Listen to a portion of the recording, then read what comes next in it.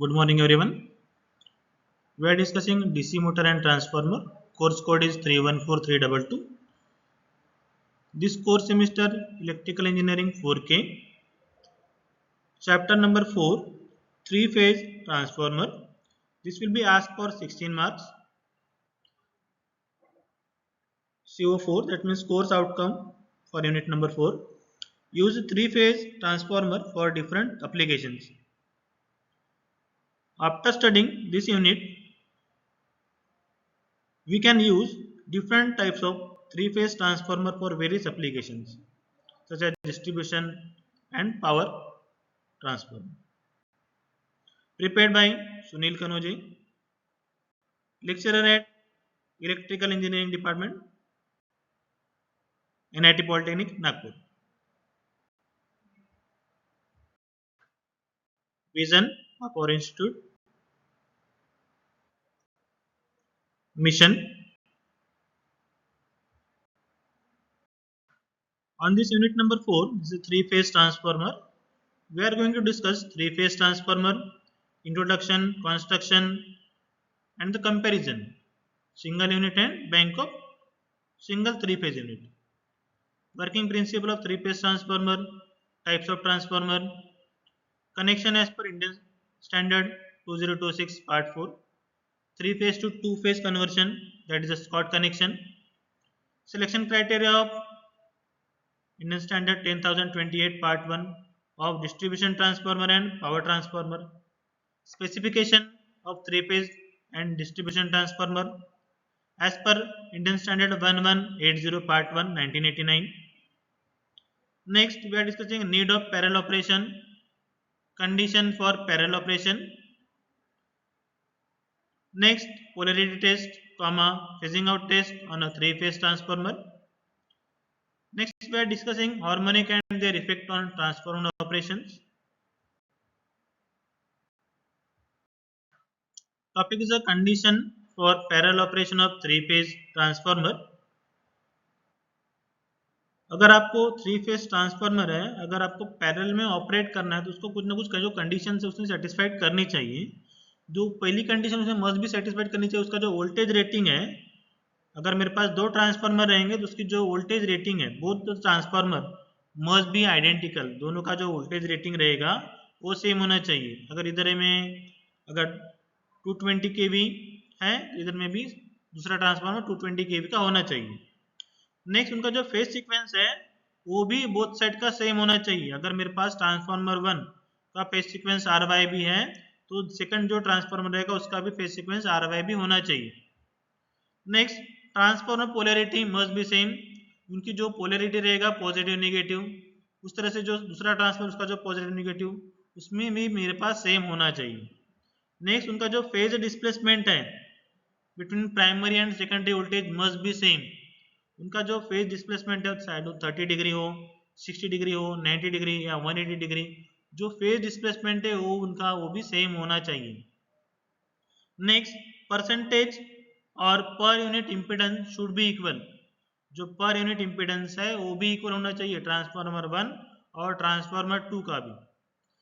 Next, XR ratio of the transformer winding should be equal, उनका जो reactance to resistance जो ratio है वो भी सेम होना चाहिए बोथ द ट्रांसफार्मर का.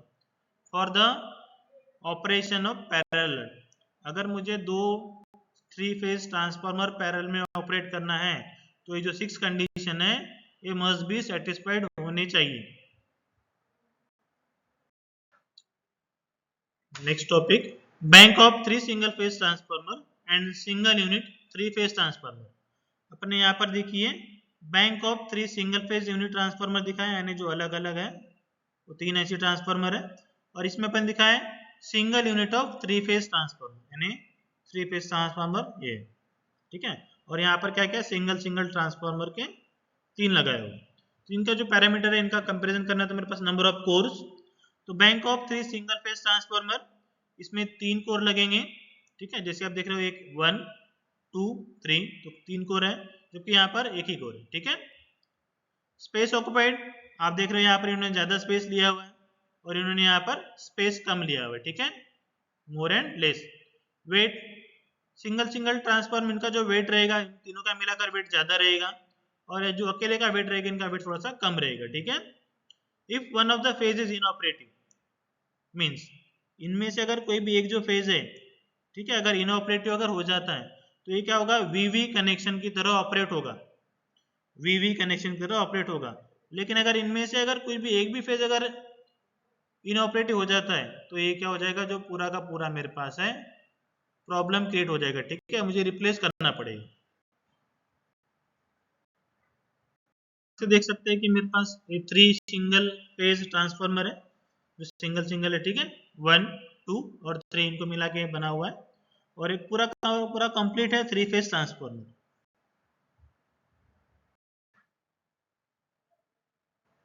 Specification of 3 phase distribution transformer as per Indian Standard 1180 Part 1 1989. Specification of 3 phase transformer as per Indian Standard 1180 Part 1 1989. इसका मतलब होता है कि अगर मेरा ट्रांसफार्मर है तो उसमें कुछ नेम प्लेट होता है, उस नेम प्लेट के ऊपर ये सब स्पेसिफिकेशन वहां पर लिखा होना चाहिए, ठीक है। तो वहां पर जो नेम प्लेट रहेगा ये सब उसमें मेंशन होना चाहिए। Means KV rating of transformer वहां पर मस्ट भी मेंशन होनी चाहिए नेम प्लेट के ऊपर। Voltage rating of primary and secondary voltage ये भी वहां पर होना चाहिए। इसका जो मेरे पास प्राइमरी में जो हाई वोल्टेज है एंड एलवी कितना करंट लेगा वो भी वहां पर मेंशन होना चाहिए। ऑपरेटिंग फ्रीक्वेंसी ऑफ ट्रांसफार्मर में फ्रीक्वेंसी कितनी इस पे ऑपरेट होने वाला है, 50 हर्ट्ज 60 हर्ट्ज वो सब वहां पर मेंशन होना चाहिए।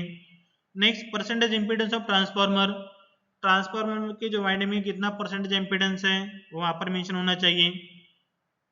अलाउएबल टेम्परेचर राइज यानी जो ट्रांसफार्मर है कितना टेम्परेचर राइज अगर होगा तो सस्टेन कर सकता है। जैसे अभी उनाला आ रहा है मीन समर, दैट मीन्स तो उसका जो टेम्परेचर है अगर बढ़ेगा तो कितने वहां से सस्टेन कर सकता है। नेक्स्ट है wiring instruction for HV and LV winding terminal diagram. तो उसमें जो मेरे पास एचवी एंड एलवी की जो वाइंडिंग्स होंगी उनमें कनेक्शंस कैसे करना है वहां पर वो मस्ट भी मेंशन होनी चाहिए इन नेम, जो मेरे पास नेम प्लेट रहेगा ट्रांसफार्मर का। नेक्स्ट वहां पर उसका जो मॉडल नंबर है and serial number of the transformer वहां भी मस्ट भी मेंशन होना चाहिए, उसका मॉडल नंबर क्या है, सीरियल नंबर कहाँ पर है, किस कंपनी ने उसने बनाया, बेल ने बनाया है या किसी और कंपनी ने उसके बनाया है, ठीक है। वेट ऑफ ट्रांसफार्मर वहां पर मेंशन होना चाहिए। Next information related to tap changer वहां पर अवेलेबल है या नहीं है, अगर अवेलेबल है तो कौन से टैप पे कितना उसको वोल्टेज बढ़ने वाला है वो। नेक्स्ट ट्रांसफार्मर वेक्टर ग्रुप कौन सा वेक्टर ग्रुप है, ठीक है, DD11 है कि YY11 है, DD11 DY1 जो भी रहेगा उसमें मेंशन होना चाहिए as per we already discuss vector group in our classes. Winding connection diagram कौन सा है, स्टार डेल्टा है, डेल्टा स्टार है। टाइप्स ऑफ कूलिंग कौन सा है, एयर नेचुरल है, ऑयल नेचुरल है, एयर फोर्स है, एयर फोर्स वाटर फोर्स है कि water force oil force water force है, ये सब।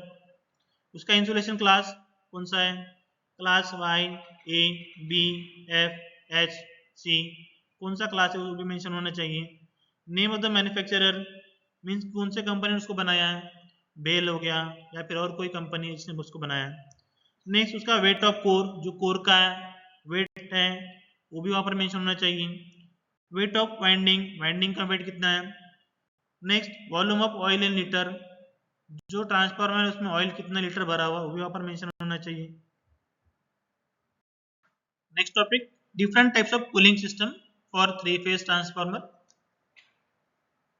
Methods of cooling of transformer, इसमें अपन यूज कर रहे हैं कि पहला मेरे पास एयर नेचुरल, इसका शॉर्ट फॉर्म है A.N। तो जो एयर नेचुरल है ये छोटे ट्रांसफार्मर के लिए यूज होता है। तो उसमें क्या होता है एयर नेचुरल में जो सराउंडिंग की एयर है उससे मेरे पास जो ट्रांसफार्मर है वो कूल होगा, ठीक है। This type of transformer is this type of cooling is suitable for up to only 25 kVA के लिए मेरे पास एयर नेचुरल जो कूलिंग मेथड है वो मैं यूज कर सकता हूँ। उसी तरह से नेक्स्ट मेरे पास air force, this type of cooling is useful और suitable for dry type transformer that is slightly higher than air natural. The air is forced upon the bank surface to increase the rate of heat dissipation। इसमें क्या हो रहा है, जो मेरे पास surrounding air है उसको फोर्सफुली वहां पर भेजा जा रहा है ताकि जो मेरे पास ट्रांसफार्मर है वो कूल हो सके। ऑयल नेचुरल, एयर नेचुरल, इसमें लिखा हुआ है कि जो ऑयल है वो नेचुरली रहेगा और जो एयर है वो भी नेचुरली है। This type of cooling is use for transformer up to rating up to 30 के MVA, 30 MVA तक उसका यूज कर सकते हैं अपन। The basic structure of transformer is immerse completely in the oil kept in the transformer tank. इसमें क्या होगा कि जो पूरा का पूरा जो ट्रांसफॉर्मर है पूरा पूरा कंप्लीटली ऑयल के अंदर रहेगा। When transformer get loaded, the winding and core get heated. जब मेरे पास ट्रांसफार्मर में के ऊपर लोड बढ़ेगा तो उसके जो वाइंडिंग एंड कोर है वो क्या होंगे, हीट होंगे। तो उसके जो जनरेटेड हीट होगा absorb by the oil as per the principle of convection.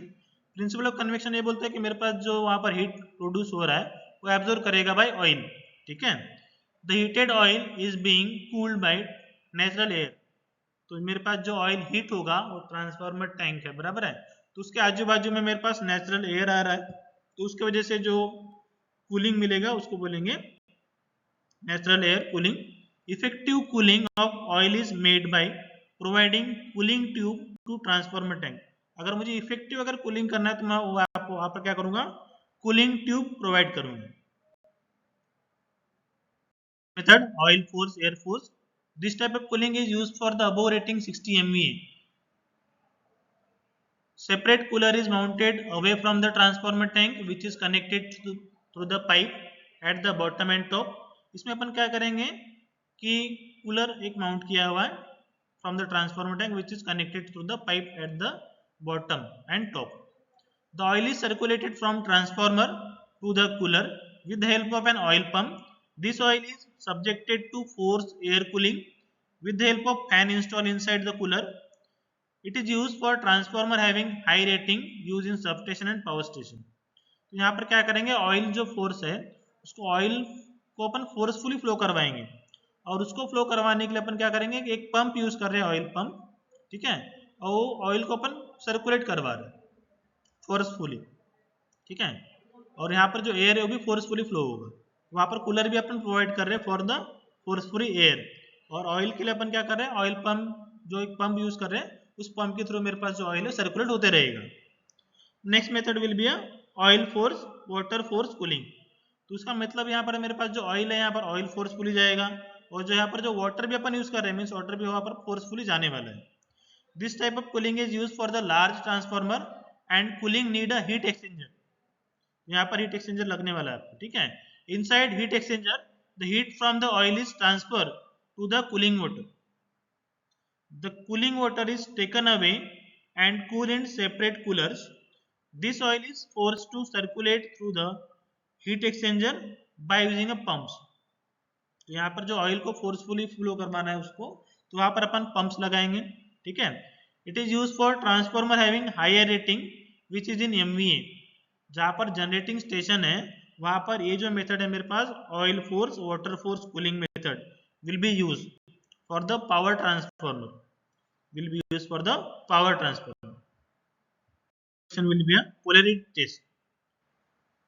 तो यहाँ पर जो मेरे पास पोलैरिटी टेस्ट है इसको अपन कैरिड आउट करते हैं 3 फेज ट्रांसफार्मर के ऊपर। तो यहाँ पर सब्ट्रैक्टिव और एडिटिव दो तरह की पोलैरिटी मुझे मिलेगा। अगर मेरे पास एडिटिव पोलैरिटी है तो यहाँ पर ये प्राइमरी साइड है, यहाँ पर मेरे पास ये जो मेरे पास यहाँ पर नेगेटिव पोलैरिटी है, यहाँ पर पॉजिटिव पोलैरिटी है। इसको डिनोट कर रहा हूँ मैं कैपिटल A1 से, इसको डिनोट कर रहा हूँ मैं कैपिटल A2 से। वहीं पर मेरे पास यहाँ पर है सेकेंडरी, तो इसको डिनोट कर रहा हूँ मैं कैपिटल स्मॉल A1 और इसको डिनोट कर रहा हूँ मैं स्मॉल A2 से। तो इनका जो स्मॉल A1 है उसका पोलैरिटी मेरे पास पॉजिटिव और स्मॉल A2 का पोलैरिटी मेरे पास नेगेटिव। तो अगर मैं कनेक्ट कर रहा हूँ पॉजिटिव A1, ठीक है, जो मेरे पास कैपिटल A1 है उसका पॉजिटिव और स्मॉल A2 का नेगेटिव को कनेक्ट कर दिया, और मैंने क्या किया जो सेकेंडरी में था मेरे पास इसका जो पॉजिटिव टर्मिनल था इसका नेगेटिव टर्मिनल कनेक्ट किया मैंने प्राइमरी के नेगेटिव के साथ। तो यहाँ पर अगर मेरे पास जो वोल्ट मीटर लगा हुआ है, अगर यहाँ पर जो वोल्टेज अगर है इसमें जो एडिशन अगर होता है, ठीक है, तो वोल्टेज यहाँ पर फ्लो होगा इस साइड से यहाँ पर आएगा, यहाँ से ऐसे जाएगा और यहाँ से ऐसे आएगा, ठीक है। तो यहाँ पर मेरे पास इनको एडिशन अगर होता है वोल्टेज का तो this will B additive polarity.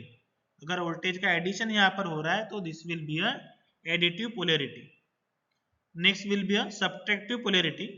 यहाँ पर देखिए मेरे पास capital A2 will be negative, small a2 will be negative, capital A1 will be a positive and small a1 will be a positive. तो यहाँ पर अपन ने पॉजिटिव पॉजिटिव का कनेक्शन कर दिए और यहाँ पर नेगेटिव नेगेटिव का। तो यहाँ पर अगर मैं वोल्टेज अगर देखूँ तो यहाँ पर मेरे पास वोल्ट मीटर जो लगा हुआ है, अगर दोनों का डिफरेंस अगर दिखाता है, समझ लेते अगर मैं प्राइमरी में 100 वोल्ट है, इसमें अगर 50 है, तो इनका डिफरेंस अगर दिखाएगा दैट मीन्स यहाँ पर दिखाएगा 100 माइनस 50, तो यहाँ पर दिखाना चाहिए volt meter will be reading showing a 50 volt, that means this will be a subtractive polarity. This will be a subtractive polarity. तो यूनिट नंबर 3 में दो तरह के ट्रांसफार्मर है, distribution transformer and power transformer. तो इनका जो अगर मैं देखूं कंपैरिजन कनेक्शन, इसमें जो डिस्ट्रीब्यूशन ट्रांसफार्मर है, इसका जो primary is connected in delta, इसका जो प्राइमरी कनेक्ट होता है डेल्टा में कनेक्ट होता है, और उसका जो सेकेंडरी कनेक्ट होता है वो स्टार विथ न्यूट्रल में कनेक्ट होता है, ठीक है। वहीं पर अगर मैं पावर ट्रांसफार्मर का देखूं तो ये primary is connected in star and secondary is connected in delta. However delta delta and star delta connection are also use. तो जो पावर ट्रांसफार्मर इसको ट्रांसमिशन में यूज होता है मेरे पास, ठीक है, और जो डिस्ट्रीब्यूशन ट्रांसफार्मर है ये डिस्ट्रीब्यूशन पर्पस के लिए यूज होता है। इसका जो रेटिंग है मेरे पास डिस्ट्रीब्यूशन ट्रांसफार्मर का लोअर देन 1 MVA, वही पावर ट्रांसफार्मर का higher than 1 MVA। The cost will be a low for distribution transformer and cost for a high for a power transformer. Maintenance carried out somewhat irregularly, उसका जो maintenance है irregularly होता है, लेकिन जो power transformer है उसका कैरिड आउट मोर रेगुलरली, क्योंकि जो मेरे पास अगर पावर ट्रांसफार्मर खराब हो जाएगा तो डिस्ट्रीब्यूशन में सप्लाई नहीं कर पाएगा, इसलिए इसका जो मेंटेनेंस है वो रेगुलरली होता है। Next will be a typical voltage rating for distribution transformer: 11 kV, 6.6 kV, 3.3 kV, 440 volt or 230 volt. 230 volt to 11 kV or up to 33 kV distribution transformer will be used. Next will be a power transformer: 400 kV, 220 kV, 110 kV, 66 kV and 33 kV power transformer will be used. The size of will be small for distribution transformer and power transformer size will be big. For load, distribution transformer 50 to 70% of full load, whereas the power transformer has a full load. Insulation level is a low insulation level will be used in distribution transformer. High insulation level will be used in power transformer. Installation: pole mounted or plinth mounted installation for distribution transformer and compulsorily plinth mounted installation for power transformer. क्योंकि अगर compulsory मुझे प्लिनथ mounted करना पड़ेगा क्योंकि power transformer में next maximum efficiency, इसकी जो efficiency है near by only 50% of full load upon obtain कर सकते हैं डिस्ट्रीब्यूशन ट्रांसफार्मर में। पावर ट्रांसफार्मर की जो एफिशिएंसी है अपन 100% ऑफ फुल लोड के ऊपर ऑब्टेन कर सकते हैं। Type of efficiency for distribution transformer, all deficiency need to be defined, and for power transformer only power efficiency is sufficient. Next topic: need of parallel operation. In case of large load, it is not practical and economical for the load is supplied by a single large transformer. तो होता क्या है, अगर मेरे पास अगर मेरी demand ज़्यादा है तो क्या होगा, अगर सिंगल ट्रांसफार्मर अगर यूज़ करते हैं अपन तो ये अच्छा नहीं है, तो क्या करेंगे अपन पैरेलल में ट्रांसफार्मर लगाते हैं, तो क्या होगा इक्वली जो लोड है वो शेयर होगा, ठीक है। तो उसके लिए अपने को कुछ ज़रूरत होती है ऑपरेट ट्रांसफार्मर की। The load become greater than the capacity of already installed transformer.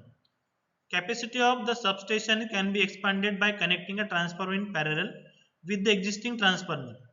तो अगर मेरा डिमांड अगर बढ़ जाएगा तो मैं जितना मुझे सप्लाई करना है उतना सप्लाई नहीं कर सकता, तो इसके लिए अपन क्या करेंगे पैरेलल में ट्रांसफार्मर इंस्टॉल करते हैं इन सबस्टेशंस में। The total load requirement number of transformer of standard size, this can be supplied by reduce the spare capacity requirement.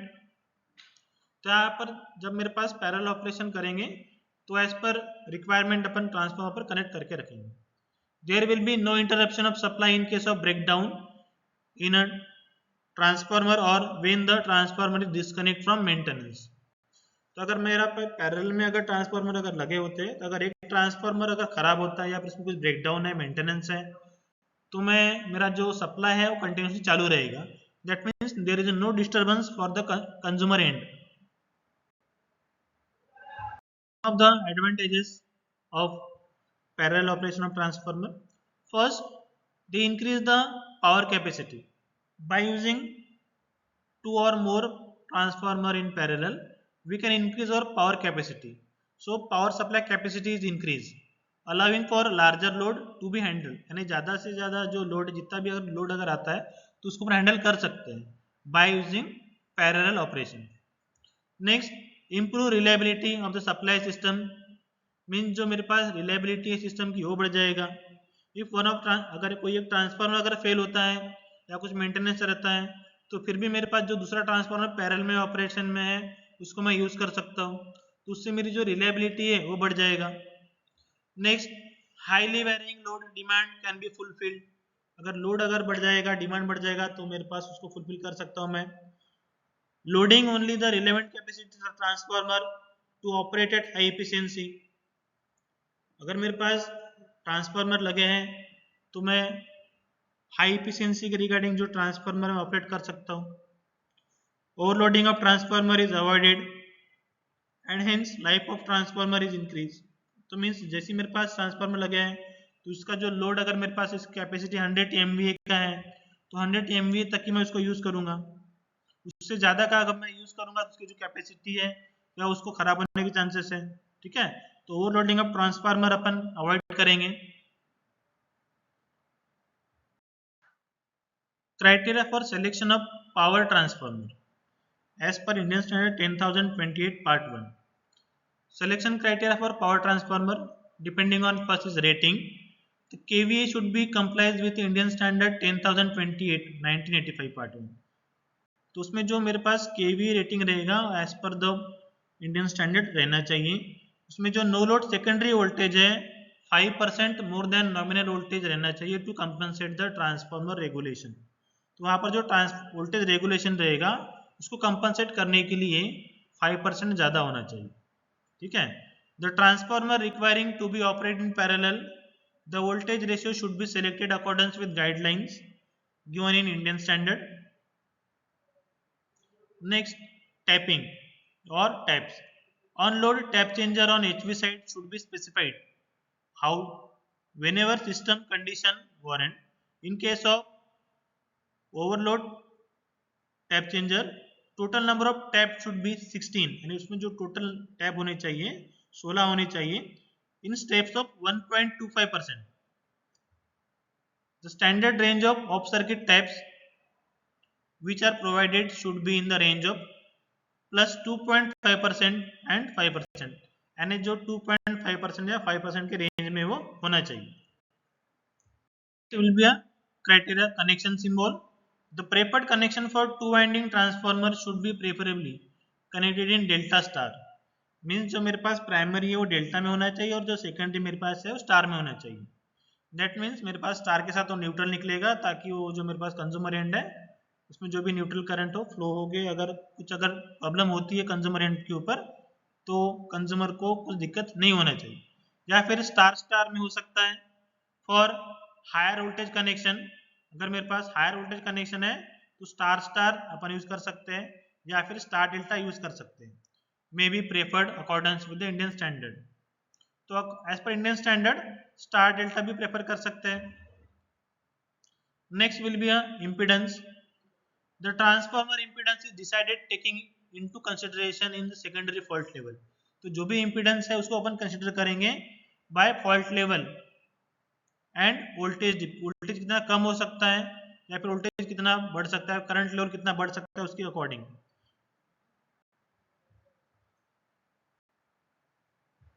will be a termination arrangement. अगर मेरे पास कोई इक्विपमेंट है या ट्रांसफार्मर उसका टर्मिनेशन अरेंजमेंट है, अगर किसी उसको अगर उसका कुछ ना कुछ एंड तो होगा. अगर जब मेरे पास ट्रांसफार्मर का कनेक्शन हुआ है उसका कुछ ना कुछ एंड तो होगा, इसलिए अपन बोल रहे हैं यहाँ पर टर्मिनेशन अरेंजमेंट. उसका जो एंड रहेगा उसको अपन टर्मिनेट करना होता है. तो कैसे एंड करेंगे उसको. The HV and LV terminal may be bare outdoor bushing, उसमें अपन आउटडोर बुशिंग हो सकता है, या फिर केबल बॉक्स हो सकता है, या फिर बस जो है ट्रंकिंग कर सकते हैं, depending upon the method of installation. उसका जो इंस्टॉलेशन का मेथड कौन सा है उसके ऊपर डिपेंड करेगा। Where ever compound field cable boxes are use, cable boxes use कर सकते हैं। It is preferably to specify disconnecting chamber between transformer and terminal and cable box to facilitate disconnection of transformer terminal without disturbing a cable, means cable box भी provide कर सकते हैं। या फिर in case of extruded insulation cable with connection in air a separate disconnecting chamber is not necessary। वहां पर अपन cable तीन तरीके से उसको यूज कर सकते हैं। तो पहला मेरे पास रहेगा उसमें जो आउटडोर बुशिंग है, जो बुशिंग है आउटडोर बुशिंग कर देंगे, बेयर छोड़ देंगे उसको खुली की खुली। नेक्स्ट केबल बॉक्स बनाकर उसको अपन रख सकते हैं, या फिर उसकी जो बस है उसको ट्रंक कर सकते हैं।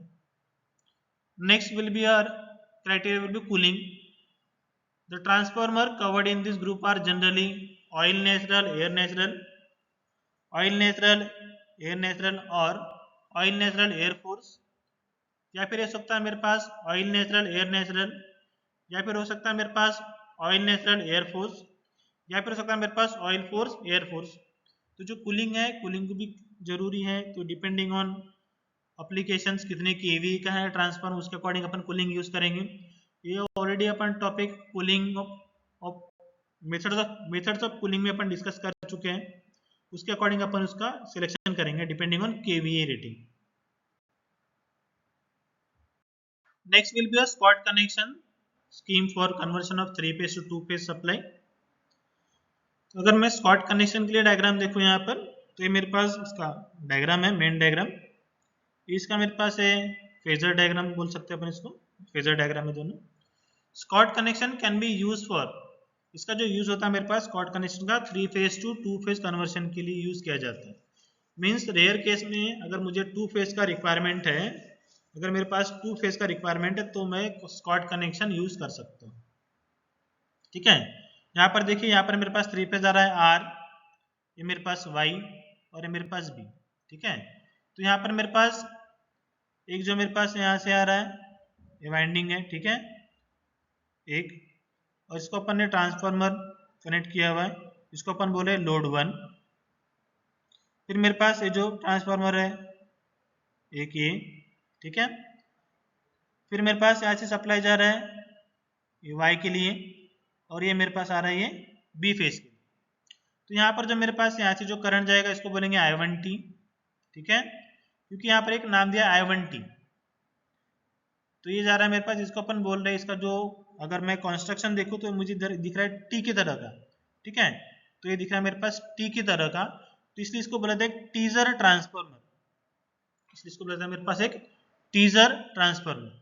और एक मेरे पास यहाँ पर इसको बोला जाता है मेरे पास मेन ट्रांसफार्मर। तो यहाँ पर देखिए ये क्या मेरे पास, ये जो मेरे पास है N1 N2, ठीक है, तो ये जो मेरे पास है, ये जो मेरे पास नंबर ऑफ टर्न्स है इसको डिवाइड करना है N1/2 N1/2। ठीक है, तो यहाँ पर मेरे पास जो पॉइंट यहाँ से हाफ, इसको आधा आधा टर्न्स करेंगे, इस पॉइंट को अपन बोल रहे हैं O। तो यहाँ पर लिखा है point O is exactly mid point of winding connected between phase Y and B। जो फेज और फेज Y है इनका बिल्कुल मिड पॉइंट है point O। Number of primary winding will be √3/2। तो यहाँ पर जो प्राइमरी वाइंडिंग रहेगा वो कितना रहेगा, √3/2 multiplied by N1 mean 0.76, mean 0.76 multiplied by number of turns in primary side for teaser and N1 for major transformer, N1 for main transformer. When 3 phase supply is given to the primary, जब अपन इसको 3 phase supply देंगे तो इसमें क्या होगा, EMF induce होगा उसके सेकेंडरी में as per the turns ratio, यानी उसका जो टर्न्स रेशियो है उसके अकॉर्डिंग उसमें क्या होगा, EMF इंड्यूस होगा due to mutual induction action, due to mutual induction action. इसमें जब हम इसको सप्लाई देंगे तो इसमें क्या होगा, EMF इंड्यूस होगा ड्यू टू म्यूचुअल इंडक्शन। ठीक है, तो यहाँ पर जो वोल्टेज अपियर होगा, तो यहाँ पर जो वोल्टेज अपियर होगा इसकी अक्रॉस में, तो ये इसको अपन बोल रहे हैं V1M। ठीक है, तो इसको अपन बोल रहे हैं V1M। तो मेरे पास जो V1M यहाँ पर अपेयर होगा वो सेम रहेगा इसके जो लाइन वोल्टेज जितना है उतना ही, ठीक है। V1M दैट इज जितना अपेयर होगा वो रहेगा मेरे पास, this will be a line voltage.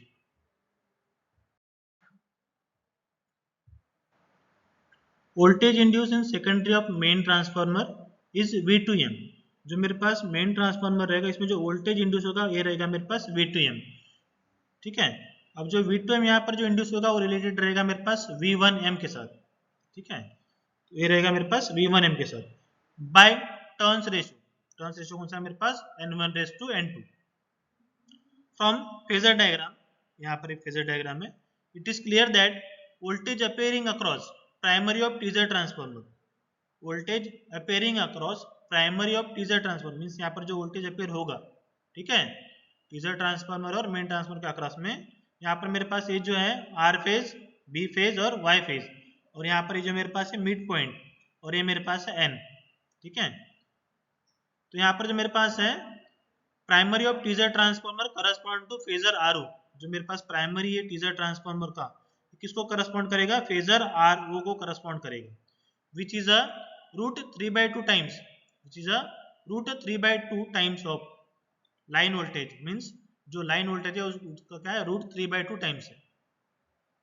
Due to this, इसके वजह से क्या होगा, the turn selected for the primary, इसके वजह से क्या होगा √3/2 होने की वजह से, due to the turn selected for the primary of teaser transformer are not N1, इसलिए इसको अपन N1 सेलेक्ट नहीं कर सकते, बट क्या रहेगा वो √3/2 N1 रहेगा, √3/2 N1 रहेगा, क्योंकि मेरे पास जो फेजर आर वो है वहां पर √3/2 N1 भी पूरा पूरा अपेयर होगा, इसलिए मेरे पास ये यहाँ पर क्या करें अपन √3/2 N1 सेलेक्ट करेंगे।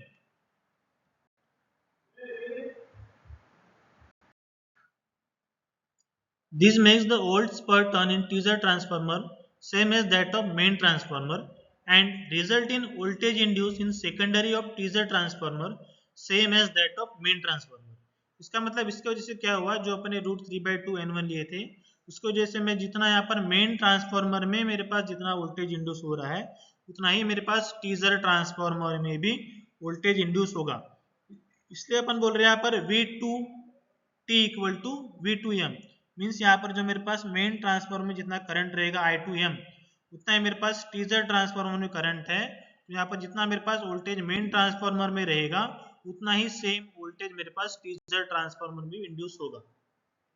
As seen from the phasor diagram, the output voltage to the loads are identical, तो यहाँ पर जो मेरे पास वोल्टेज है आउटपुट वोल्टेज है आइडेंटिकल है, ठीक है। Next topic will be phasing out test. तो फेजिंग आउट टेस्ट की नेसेसिटी क्या है, to identify the respective primary and secondary winding of particular phase in 3 phase transformer we need to perform phasing out test, इसलिए अपने क्या करना पड़ता है फेजिंग आउट टेस्ट परफॉर्म करना होता है कि 3 फेज ट्रांसफार्मर पर्टिकुलर प्राइमरी का जो मेरे पास है उसका प्राइमरी कौन सा है, ठीक है, सेकेंडरी वाइंडिंग में, उसके लिए फेजिंग आउट टेस्ट। जो डायग्राम यहाँ पर लिखा है अपन, यहाँ पर लो वोल्टेज डीसी सप्लाई दिया हुआ है, ये स्विच यहाँ पर प्रोवाइड किया हुआ है, ये प्राइमरी साइड और ये सेकेंडरी साइड यहाँ पर अपन ने क्या कि गैल्वेनोमीटर लगाए हुए, ठीक है। बाकी जो मेरे पास है प्राइमरी साइड शॉर्टेड है, ये जो सेकेंडरी साइड है बाकी की जो फेज है वो शॉर्टेड है, ठीक है। This test is carried out on a 3 phase transformer to identify primary and secondary winding belonging to the same phase, mean same phase में से जो प्राइमरी है उसी मेरे पास अगर मेरे पास आर फेज है और सेकेंडरी मेरे पास अगर आर फेज होगा उसी फेज से बिलोंग कर रहा है या नहीं कर रहा है, तो उसके लिए अपन क्या कर रहे हैं फेजिंग आउट टेस्ट परफॉर्म कर रहे हैं। As shown in diagram, all primary and secondary phases are, तो यहाँ पर primary and secondary phases are short circuited, ठीक है, शॉर्ट सर्किट किया हुआ है, except the phase to be check, छोड़कर जिसको मुझे चेक करना है उस फेज को छोड़कर, ठीक है। Low voltage DC supply is given to one primary winding, the galvanometer is connected to terminal of secondary winding which is not short circuited, यहाँ पर मैंने क्या किया लो वोल्टेज डीसी सप्लाई दिया, स्विच लगाया है और यहाँ पर अपन ने गैल्वेनोमीटर लगाया है। जैसे ही स्विच ऐसे इसमें कनेक्ट कर दूंगा, जैसे ही स्विच मेरे पास इसमें कनेक्ट हो जाएगा, when switch is close the deflection of galvanometer will be observe, तो जो गैल्वेनोमीटर उसमें कुछ ना कुछ डिफ्लेक्शन दिखाएगा, ठीक है। दैट मीन्स डिफ्लेक्शन दिखा है तो उसका मतलब हो गया कि मेरे पास ये जो सेकेंडरी है रिस्पेक्टिव प्राइमरी का फेज है, ठीक है। Similarly galvanometer is connected to other secondary winding terminal and procedure is repeated, ठीक है। The winding across which maximum deflection occur in secondary phases winding that correspond to the primary winding which source is connected, means अगर maximum deflection अगर दिखाता है तो उसका समझ जाएंगे कि मेरे पास जो सोर्स के साथ अपन ने यहाँ पर लगाया है उसका करस्पॉन्डिंग फेज है, ठीक है। डिफ्लेक्शन नहीं दिखाएगा उसका मतलब वो करस्पॉन्डिंग फेज उसका नहीं है। The procedure is repeated for remaining primary winding, ठीक है। Phasing out test can be carried out by using AC voltmeter source also, तो यहाँ पर अपन ने गैल्वेनोमीटर लगाए हैं तो अपन यहाँ पर एसी वोल्टेज सोर्स भी लगा सकते हैं, ठीक है। Voltmeter is connected at secondary terminals to observe deflection, तो यहाँ पर अपन वोल्टमीटर भी लगा सकते हैं। Numerical on 3-phase transformer, question is a 500 kVA 3-phase 50 Hz transformer has a voltage ratio 50 Hz transformer has a voltage ratio 33/11 kV and is delta star connected. The resistance per phase are high voltage winding in 35 ohm and low voltage is 0.876 ohm and iron loss is 3050 watt. Calculate the value of efficiency at full load. Given data 500 kVA 3-phase 50 Hz transformer, voltage ratio 33/11 kV, delta star connected, resistance in HV side is 35 ohm, R2 dash is given, there is a low winding resistance, this is a R2 dash 0.876 ohm, iron loss given 3050 watt, and we need to calculate the efficiency at full load. So formula we need, in this question everything will be given but we need to find out copper loss. For finding out efficiency we must be need to find out the copper loss. The formula for finding out copper loss will be a 3 I square R, 3 into I square R, due to 3-phase transformer is there. For finding out IL, this current, we are using formula IL is equal to KVA divided by root 3 VL, root 3 VL. For total R, we need to find out total resistance per phase RT from HV side and LV side. Then again, LV side resistance are not given, so we need to find out R2 dash multiplied by K square. We starting, so we are calculating IL, it is a line current. Formula will be KVA divided by root 3 VL. KVA will be 500 into 10 to the power 3 divided by root 3 VL will be from LV side 11 kV. So answer for current in LV side will be 26.24 ampere.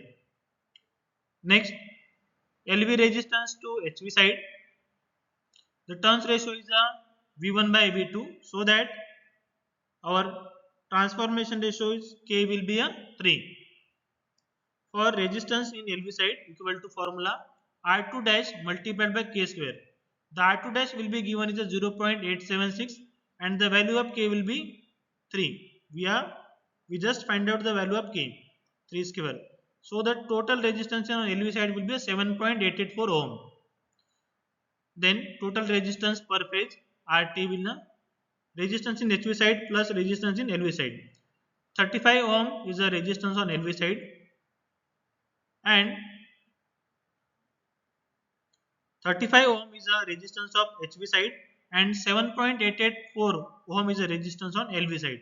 So total will be a 42.884 ohm. Then next find out copper loss 3 I square R. Here is a I is a LV side resistance 3 multiplied by 26.24 whole square multiplied by total resistance RT 42.884. So the total copper loss will be 88,500 watt. So again we calculate total loss Total loss will be addition of iron loss and copper loss. Iron loss will be a 3050 and copper loss will be a 88,500. Total will be a 91,550 watt. The formula for efficiency will be a full load kVA multiplied by 1000 multiplied by power factor divided by full load kVA into 1000 multiplied by power factor plus iron loss and full load copper loss multiplied by 100. In this power factor which is not given, so we are assuming power factor is a unity, that is a 1. So full load kV is a 500 multiplied by 1000 multiplied by power factor is a 1 divided by full load kVA multiplied by 1000 multiplied by power factor plus iron loss is a 3050 and full load copper loss is 88,500 multiplied by 100. So efficiency will be 84.5%. Next question. 100 kV 3-phase 50 Hz transformer has a voltage ratio 33 by 11 kV. Delta star connected. The resistance per phase high voltage 35 ohm, low voltage 0.876 ohm. Iron loss 3050 watt. Calculate the value of efficiency at full load. Comment करिए आप अपना answer. इसके पहले अपने जो answer solve किए वैसे same है. उसके लिए अपने पास कुछ हिंट है. आप लोग जो करंट है एलवी साइड वो निकाल सकते हैं. फॉर्मूला दिया हुआ है KVA divide by √3 into VL. Turns ratio निकाल सकते हैं K equal to V1 by V2. R resistance in LV side निकाल सकते हैं R2 dash multiplied by K square. Total resistance निकालिए आप.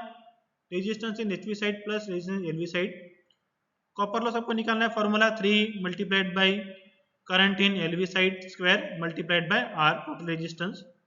कॉपर टोटल लॉस निकालना लेना है आपको आयरन लॉस और कॉपर लॉस मिलाकर. ये जो फॉर्मूला है नेक्स्ट फॉर्मूला आपको यूज कर लेना है. आपका आंसर विल भी रहेगा. तो आपको जो भी आंसर आ रहा है आपको कमेंट करना है. Let us summarize what we have discussed till now. First one, need of parallel operation and condition for parallel operation. Then again next we are discussing single phase, 3 single phase transformer and single unit of 3 phase transformer. 3 phase to 2 phase conversion is Scott connection. Selection criteria of distribution transformer and power transformer. Then again we discuss specification of 3 phase distribution transformer as per Indian standard 1180. Again we are discussing polarity test, phasing out test on 3 phase transformer, and in last we are discussing numerical on 3 phase transformer, most important thing. Frequently asked question in MSBT examination. 3 phase transformer construction, bank of 3 single phase transformer and single unit 3 phase transformer. In this topic they will ask explain the construction of 3 phase transformer, or they will ask compare 3 single phase transformer and compare single unit of 3 phase transformer. Comparison of single unit 3 phase transformer and single phase transformer are asking in a summer 16, winter 22, winter 25 for 4 marks. Next, comparison of distribution transformer and power transformer. This question asks for 4 marks. Summer 23, winter 23, summer 24, winter 24. Each examination this question will be asked. Important, this question will ask for 4 marks. Next question, 3 phase to 2 phase conversion. This is the Scott connection. This question will ask in summer 16, winter 16, winter 17, summer 18, sample paper of MSBT, summer 19, winter 23, summer 25. Selection criteria, power transformer and distribution transformer. This question will be asked in winter 16, winter 18, summer 18, summer 22, summer 23, winter 24, winter 24, summer 25. Again important questions. Again asking specification of 3 phase distribution transformer as per Indian standard 1180. Winter 16, winter 17, winter 19, summer 24.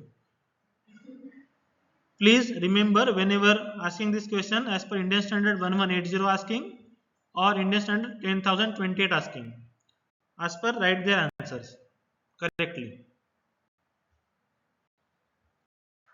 Need of parallel operation. This question will be asked in sample paper of MSBT winter 22, summer 23, winter 23. Next question. Explain the condition for parallel operation. Will be asked in many times. Summer 16, winter 16, winter 17, winter 18, summer 19, winter 19, summer 22, winter 23, summer 24, winter 24, summer 25, winter 25. Means each and every time this question will be asked, condition for parallel operation of transformer. Polarity test asking in a winter 17, summer 18, winter 18, sample paper provided by MSBT, summer 19. Phasing out test on 3-phase transformer. This question asked in summer 16, winter 17, summer 18, winter 18, summer 19, winter 19, sample paper of sessional paper 2, summer 22, winter 22, winter 23. Next topic, harmonics and their effect. This question asked in winter 19 and summer 22, but less important. Phasing out test is a more important, and need of parallel operation is also important questions. Thank you.